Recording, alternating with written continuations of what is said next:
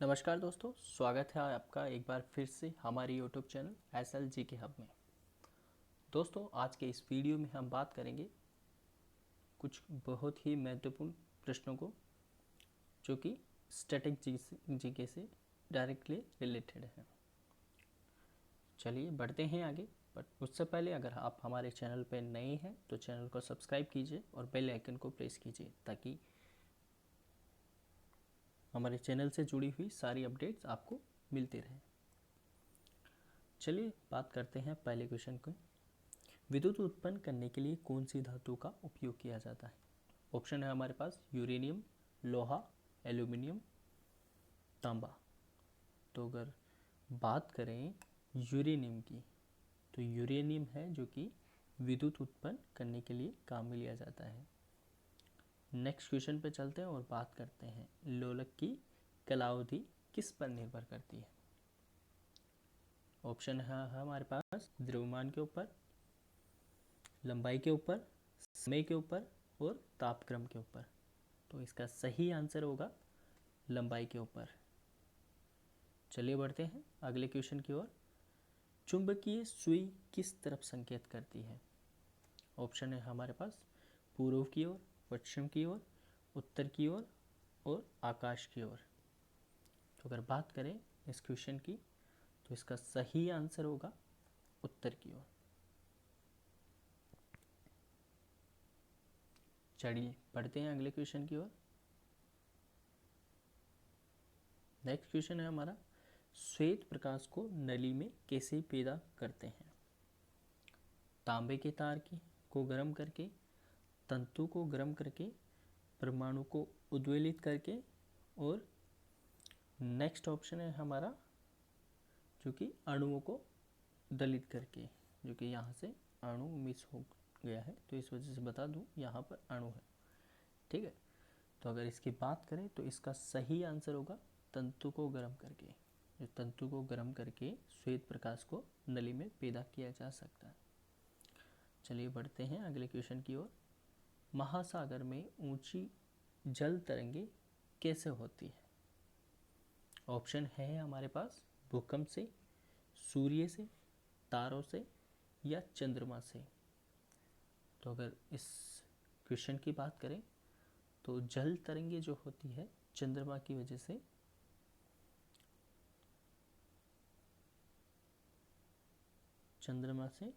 ये होती है, तो इसका सही आंसर होगा चंद्रमा से। चलिए बढ़ते हैं अगले क्वेश्चन की ओर। कमरे को ठंडा किया जा सकता है, हमारे पास ऑप्शन है पानी के बहने से, संपीड़ित गैस को छोड़ने से, रसोई गैस से, ठोस को पिघलाने से। तो इसका सही आंसर होगा संपीड़ित गैस को छोड़ने से। चलिए बढ़ते हैं अगले क्वेश्चन की ओर। हमारा अगला क्वेश्चन है, प्रकाश में 7 रंग होते हैं, सातों को अलग अलग करने का क्या तरीका है? ऑप्शन है हमारे पास एक प्रिज्म से रंगों को अलग अलग किया जा सकता है, फिल्टर से अलग अलग किया जा सकता है, पौधों के रंगों को अलग अलग किया जा सकता है, रंगों को अलग अलग नहीं किया जा सकता। तो अगर इसके उत्तर की बात करें तो जो फर्स्ट ऑप्शन है, जो कि एक प्रिज्म के द्वारा सभी रंगों को अलग अलग किया जा सकता है। दोस्तों, ये एक्सपेरिमेंट हमने बचपन में किया भी होगा। एक प्रिज्म को लेते हैं और उस पर सफ़ेद प्रकाश जो है डालते हैं, तो जो ये सफ़ेद प्रकाश है जो कि 7 अलग अलग रंगों में विभक्त हो जाता है। ठीक है, तो इसको अलग अलग रंगों में यहाँ से किया जा सकता है प्रिज्म के द्वारा। नेक्स्ट क्वेश्चन है हमारा, सूर्य ग्रहण तब होता है जब चंद्रमा बीच में हो, पृथ्वी बीच में हो, सूर्य बीच में हो, या सूर्य चंद्रमा का पृथ्वी एक दिशा में हो या बृहस्पति दिशा में न हो। तो इसका सही आंसर होगा ऑप्शन ए, चंद्रमा के बीच में हो। नेक्स्ट क्वेश्चन की ओर बढ़ते हैं, बात करते हैं सबसे छोटा दिन कब होता है? ऑप्शन है हमारे पास 23 दिसंबर, 23 सितंबर, 23 जून और 23 अप्रैल। अगर बात करें सबसे छोटे दिन की, तो ये होता है 23 दिसंबर को। तो इसका सही आंसर होगा ऑप्शन ए। चलिए बढ़ते हैं अगले क्वेश्चन पे। नेक्स्ट क्वेश्चन है हमारा, सोने को घोला जा सकता है। हमारे पास कुछ लिक्विड है, कुछ एसिड है, जिनके अंदर किन में से सोने को घोला जा सकता है। तो ऑप्शन ए है सल्फ्यूरिक एसिड में, ऑप्शन बी है नाइट्रिक एसिड में, ऑप्शन सी है 3 भाग हाइड्रोक्लोरिक अम्ल तथा 1 भाग नाइट्रिक अम्ल में, और ऑप्शन डी है हाइड्रोक्लोरिक अम्ल। तो इसका सही आंसर होगा जो कि 3 भाग हाइड्रोक्लोरिक अम्ल तथा 1 भाग नाइट्रिक अम्ल में। तो इसके अंदर सोने को घोला जा सकता है। नेक्स्ट क्वेश्चन है हमारा जो कि चूहे मारने का जहर किस रासायनिक पदार्थ से बना होता है। ऑप्शन है हमारे पास ethyl alcohol, methyl isocyanide, potassium cyanide, ethyl isocyanide. तो अगर चूहे मारने के जहर की बात करें तो ये बना होता है पोटेशियम साइनाइड से। ठीक है, तो इसकी वजह से जो है पोटेशियम साइनाइड चूहों के लिए एक तरह के जहर की तरह काम करता है। नेक्स्ट क्वेश्चन पे चलते हैं। हाइड्रोजन को जलाने से क्या बनेगा। ऑप्शन ए है ऑक्सीजन, राख, मिट्टी और पानी। यहाँ थोड़ा सा मिस्टेक हो गया है टाइपिंग में, तो इसका सही आंसर होगा जो कि अगर हाइड्रोजन को जलाते हैं तो उससे हमें पानी प्राप्त होगा। तो इसका सही आंसर होगा ऑप्शन डी पानी। चलिए बढ़ते हैं अगले क्वेश्चन की ओर। हमारा अगला क्वेश्चन है जो कि मायोग्लोबिन में कौन सा धातु होता है। इस क्वेश्चन की अगर बात करें तो हमारे पास ऑप्शन है तांबा, चांदी, सोना और लोहा। तो इसका सही आंसर होगा ऑप्शन डी लोहा। मायोग्लोबिन में लोहा धातु होता है। चलिए बढ़ते हैं अगले क्वेश्चन की ओर। अगला क्वेश्चन है एस्प्रिन कहाँ से मिलती है। ऑप्शन है हमारे पास पेट्रोल से, पृथ्वी से, एक पेड़ से, एसिडों की रासायनिक अभिक्रिया से। तो इसका सही आंसर होगा जो कि एस्प्रिन जो है हमें जो प्राप्त होती है उसका सही आंसर होगा पेड़ से, यह पेड़ों के द्वारा हमें प्राप्त होती है। चलिए बढ़ते हैं अगले क्वेश्चन की ओर। अगला क्वेश्चन है हमारा पीतल कौन सी धातु का मिश्रण है। पीतल की बात करें तो हमारे पास ऑप्शन है इसके लिए तांबा और निकल का, निकल और जस्ता, जस्ता और मैग्नीशियम, तांबा और जस्ता। तो अगर पीतल की बात करें तो ये बना होता है तांबा और जस्ता का।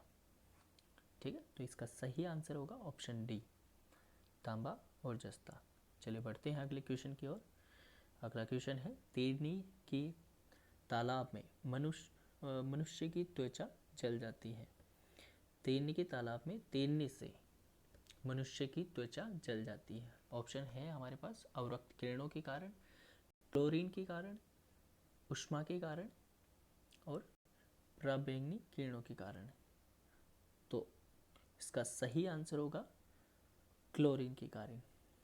दोस्तों पानी के अंदर जो है स्विमिंग पूल के अंदर क्लोरीन मिला होता है, तो उसकी वजह से मनुष्य की त्वचा जल जाती है। चलिए बढ़ते हैं अगले क्वेश्चन की ओर। हमारा अगला क्वेश्चन है जल विद्युत ऊर्जा गति में परिवर्तन होती है तब।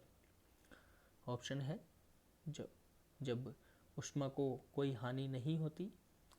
नेक्स्ट ऑप्शन है 50% ऊष्मा की हानि होती है, 30% ऊष्मा की हानि होती है, या ऑप्शन डी 80% ऊष्मा की हानि होती है। तो अगर बात करें जल विद्युत ऊर्जा गति में परिवर्तित होती है तब 30% जो है ऊष्मा की हानि होती है। चलिए बढ़ते हैं अगले क्वेश्चन की ओर। शक्कर की किण्वन से क्या बनता है। ऑप्शन है हमारे पास ethyl alcohol, methyl alcohol, acetic acid और क्लोरोफिल। तो इसका सही आंसर होगा इथाइल अल्कोहल। चलिए बढ़ते हैं आगे और नेक्स्ट क्वेश्चन को देखते हैं।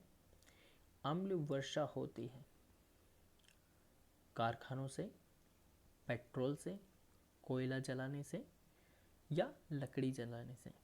तो अगर अम्ल वर्षा की बात करें तो ये है कारखानों की वजह से होती है।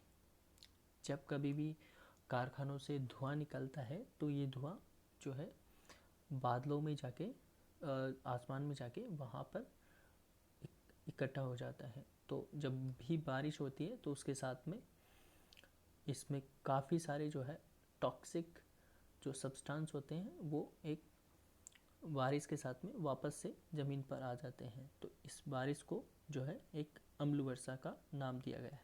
चलिए बढ़ते हैं अगले क्वेश्चन की ओर, जो कि हमारा अगला क्वेश्चन है। गेहूँ की खेती के लिए कौन से उर्वरक का उपयोग करेंगे? हमारे पास ऑप्शन हाइड्रोजन, पोटेशियम, तांबा और लोहा। तो अगर गेहूँ की खेती के लिए उर्वरक की बात करें तो इसके अंदर नाइट्रोजन का उपयोग लिया जाता है, जिससे गेहूँ की खेती में जो गेहूँ के पौधे के विकास में यह इसका बहुत ही ज़्यादा योगदान होता है।